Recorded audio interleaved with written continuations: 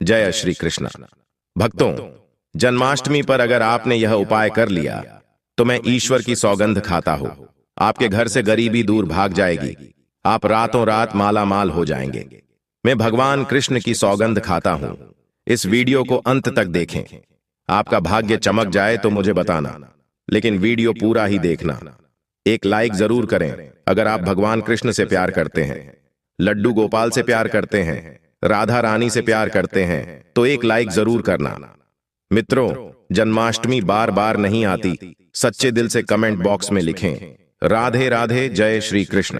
भक्तों, पंचांग के अनुसार इस साल भाद्रपद माह के कृष्ण पक्ष की अष्टमी तिथि की शुरुआत 26 अगस्त की रात 3:39 पर होगी और 27 अगस्त रात 2:19 पर इसका समापन होगा।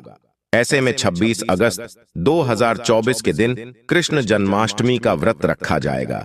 हर साल भाद्रपद मास के कृष्ण पक्ष की अष्टमी तिथि को कृष्ण जन्माष्टमी के रूप में मनाया जाता है। भक्तों, द्वापर में श्री कृष्ण परम पुरुषोत्तम भगवान का जन्म भाद्रपद की अष्टमी तिथि रोहिणी नक्षत्र और चंद्रमा वृषभ राशि में मध्य रात्रि में हुआ। उनके जन्म लेते ही दिशाएं स्वच्छ व प्रसन्न एवं समस्त पृथ्वी मंगलमय हो गई थी और विष्णु के अवतार श्री कृष्ण के प्रकट होते ही जेल की कोठरी में प्रकाश फैल गया। कृष्ण के जन्म दिवस पर स्वर्ग में देवताओं की फूलों की बरसात हुई। भक्तों, जन्माष्टमी व्रत का महत्व। शास्त्रों में जन्माष्टमी के व्रत को 1000 एकादशी व्रत के समान माना गया है और 100 बार गंगा स्नान करने का जो पुण्य मिलता है, मात्र जन्माष्टमी का व्रत करने से प्राप्त हो जाता है। और भक्तों, जाप का अनंत गुणा फल देने वाला जन्माष्टमी के दिन ध्यान जाप और रात्रि जागरण का विशेष महत्व है। इसलिए जन्माष्टमी की रात में जागरण करके भगवान के भजन कीर्तन अवश्य करना चाहिए। मित्रों, भविष्य पुराण में इस व्रत के संदर्भ में उल्लेख है कि जिस घर में यह कृष्ण जन्माष्टमी का व्रत किया जाता है, वहां अकाल मृत्यु, गर्भपात, किसी भी मां के बच्चे गर्भ में नहीं मरते, गर्भ ठहरता है, वैधव्य, दुर्भाग्य तथा कलह नहीं होती। जो एक बार भी इस व्रत को करता है उसे श्री कृष्ण का आशीर्वाद प्राप्त होता है। वह प्राणी संसार के सभी सुखों को भोग कर विष्णु लोक में निवास करता है। भक्तों, अब बात कर लेते हैं जन्माष्टमी पूजन विधि की। हिंदू धर्म में भगवान श्री कृष्ण की पूजा सभी संकटों से निकालकर सुख, समृद्धि और सौभाग्य का वरदान देने वाली मानी गई है। जन्माष्टमी के दिन प्रातः जल्दी उठकर स्नान आदि से निवृत्त होकर स्वच्छ वस्त्र धारण करें। इसके बाद पूर्व या उत्तर की ओर मुख करके व्रत का संकल्प लें। अगर नॉर्थ ईस्ट में भगवान कृष्ण को लगाया जाए तो आप अपने जीवन में धर्म युद्ध में खड़े हैं, कर्म क्षेत्र में खड़े हैं, तो वहां आपकी जीत सुनिश्चित है और आपकी जितनी भी परेशानियां हैं उन्हें कन्हैया दूर कर देते हैं। माता देवकी और भगवान श्री कृष्ण की मूर्ति या चित्र पालने में स्थापित करें। और भक्तों, पूजन में देवकी वासुदेव, बलदेव, नंद, यशोदा आदि देवताओं के नाम जपे। रात्रि में 12 बजे के बाद श्री कृष्ण का जन्मोत्सव मनाए। भक्तों, जन्माष्टमी पर कृष्ण कन्हैया को पीले चंदन या फिर केसर का तिलक जरूर लगाएं। साथ ही साथ उन्हें मोर का मुकुट और बांसुरी जरूर अर्पित करें। लड्डू गोपाल को पंचामृत से अभिषेक कराकर भगवान को नए वस्त्र अर्पित करें एवं झूला झुलाए और तुलसी डालकर माखन मिश्री व धनिये की पंजीरी का भोग लगाएं। तत्पश्चात आरती करके प्रसाद को वितरित करें। भक्तों, कृष्ण जन्माष्टमी कब है? पंचांग के अनुसार इस साल भाद्रपद माह के कृष्ण पक्ष की अष्टमी तिथि की शुरुआत 26 अगस्त की रात 3:39 पर होगी और 27 अगस्त रात 2:19 पर इसका समापन होगा। ऐसे में 26 अगस्त 2024 के दिन कृष्ण जन्माष्टमी का व्रत रखा जाएगा। कृष्ण जन्माष्टमी की पूजा मध्य रात्रि की जाती है, इसलिए इस साल भगवान श्री कृष्ण का जन्मोत्सव 26 अगस्त 2024 सोमवार को मनाया जाएगा। भक्तों, चलिए जानते हैं जन्माष्टमी पर श्री कृष्ण की जन्म कथा। मित्रों, जन्माष्टमी की यह कथा चुपके से भी सुनने से समस्त तकलीफें, बीमारियां सब समाप्त हो जाती हैं और पितृदोष, मंगल दोष, काल सर्प दोष, शनि दोष तुरंत ठीक हो जाते हैं। और भक्तों, इस कथा को बीच में नहीं छोड़ी जाती, इसीलिए इस कथा को बीच में न छोड़ें, पूरी अवश्य सुनें। भक्तों, पौराणिक कथाओं के अनुसार भाद्रपद माह कृष्ण पक्ष की अष्टमी तिथि को भगवान कृष्ण ने माता देवकी की 8वीं संतान के रूप में जन्म लिया था और कृष्ण जी का जन्म मथुरा में कंस के कारागार में हुआ था। तब माता देवकी राजा कंस की बहन थी। कंस को सत्ता का लालच था। उसने अपने पिता राजा उग्रसेन की राजगद्दी छीनकर उन्हें जेल में बंद कर दिया था और स्वयं को मथुरा का राजा घोषित कर दिया था। राजा कंस अपनी बहन देवकी से बहुत प्रेम करते थे। उन्होंने अपनी बहन का विवाह वासुदेव से कराया था, लेकिन जब वह मां देवकी को विदा कर रहा था तभी एक आकाशवाणी हुई कि देवकी का 8वां पुत्र कंस की मौत का कारण बनेगा। यह सुनकर कंस डर गया। उसने तुरंत अपनी बहन और उनके पति वासुदेव को जेल में बंद कर दिया और उनके आसपास सैनिक और पहरेदारी लगा दी। कंस अपनी मौत के डर से देवकी और वासुदेव के 7 संतानों को मार चुका था। कृष्ण जी का जन्म इसके बाद भाद्रपद माह कृष्ण पक्ष की अष्टमी तिथि को रोहिणी नक्षत्र अंधेरी रात में भगवान कृष्ण ने देवकी की 8वीं संतान के रूप में जन्म लिया। श्री कृष्ण के जन्म लेते ही कोठरी प्रकाश में हो गई और आकाशवाणी हुई कि विष्णु जी ने कृष्ण जी के अवतार में देवकी के यहां जन्म लिया है। उन्हें गोकुल में बाबा नंद के पास छोड़ आए और उनके घर एक कन्या जन्मी है, उसे मथुरा लाकर कंस को सौंप दे। आकाशवाणी सुनते ही वासुदेव के हाथों की बेड़ियां खुल गई। सभी पहरेदार सोने लगे। कान्हा को एक टोकरी में बाल गोपाल को रखकर सिर पर रख लिया और गोकुल की ओर चल पड़े।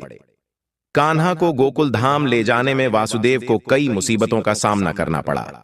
यमुना नदी कृष्ण जी के चरणों को स्पर्श करने के लिए उफान पर आ गए, लेकिन चरण स्पर्श के बाद वो फिर से शांत पड़ गए और बाल गोपाल को बाबा नंद के पास छोड़ आए और गोकुल से कन्या को लेकर वापस लौट आए और जेल अपने आप बंद हो गया और उनके हाथों में हथकड़ी लग गई।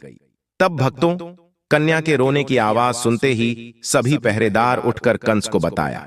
तब कंस बंदी गृह आया। वो कन्या को देवकी और वासुदेव की 8वीं कन्या समझ उसे मारने चला, लेकिन वो आकाश में उड़ गई और फिर से आकाशवाणी हुई कि कंस को मारने वाला अब इस दुनिया में पैदा हो चुका है। बाबा नंद और उनकी पत्नी मां यशोदा ने कृष्ण जी का पालन पोषण किया। राजा कंस ने कृष्ण जी का पता लगाकर उन्हें मारने की खूब कोशिश की, लेकिन कंस की सारी कोशिशें विफल हुईं और कृष्ण जी को कोई मार नहीं सका। अंत में श्री कृष्ण ने कंस का वध किया, राजा उग्रसेन को फिर मथुरा की राजगद्दी सौंप दी। इस तरह से जन्माष्टमी के व्रत कथा पूरी हुई। भक्तों, आगे बढ़ने से पहले कमेंट बॉक्स में अपनी राशि भी डाल दीजिएगा। यदि हमारे पास कोई उपाय होगा तो वह आकर हम आपके कमेंट का रिप्लाई में बता देंगे। भक्तों, आप जन्माष्टमी पर भूल कर भी ना करें। ये गलतियां तुलसी को लेकर ना करें। ये गलती जन्माष्टमी के दिन भूलकर भी तुलसी की पत्तियां तोड़ने से बचना चाहिए। दरअसल शास्त्रों में कहा गया है कि कृष्ण भगवान विष्णु के अवतार हैं और उन्हें तुलसी अति प्रिय है। ऐसे में इस दिन तुलसी की पत्तियां नहीं तोड़नी चाहिए। जन्माष्टमी से पहले आप तुलसी तोड़कर रख लें। बिना तुलसी के जन्माष्टमी का पर्व अधूरा है। भगवान कृष्ण किसी भी ऐसे भोग को स्वीकार नहीं करते जिसमें तुलसी पत्र न पड़ा हो। ऐसा भोग पाप के समान होता है, जहरीला माना जाता है। और चावल खाना, यह बात तो सभी जानते हैं कि एकादशी के दिन चावल नहीं खाने चाहिए, लेकिन बहुत ही कम लोग जानते हैं कि जन्माष्टमी के दिन भी चावल को खाना वर्जित होता है। मित्रों, चाहे आप व्रत रखें या ना रखें, लेकिन जन्माष्टमी के दिन चावल खाना शुभ नहीं माना जाता और तामसिक भोजन जन्माष्टमी के दिन तामसिक भोजन वर्जित माना जाता है। ऐसे में इस दिन मांस, मदिरा, प्याज और लहसुन नहीं खाना चाहिए।